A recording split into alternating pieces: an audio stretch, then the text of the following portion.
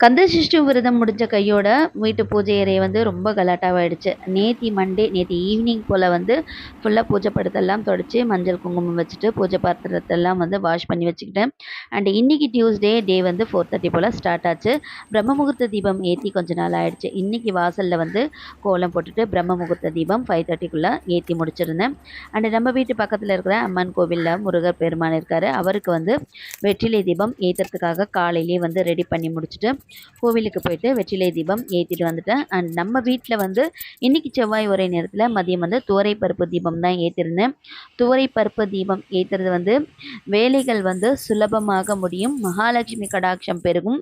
துவரை தீபம் நம்ம இத்தனை வாரம் 5 வாரம் 9 வாரம் 7 வாரம் என்ற கணக்கில் நம்ம ஏற்றி வழிபாடு செஞ்சு வந்தோம்னா நம்ம நினைத்த வேலைகள் தங்கு தடை இல்லாமல் வெற்றிகரமாக முடியும். இந்த துவரை தீபம் வெள்ளிக்கிழமைகளையும் ஏற்றி பலனடையலாம். நன்றி.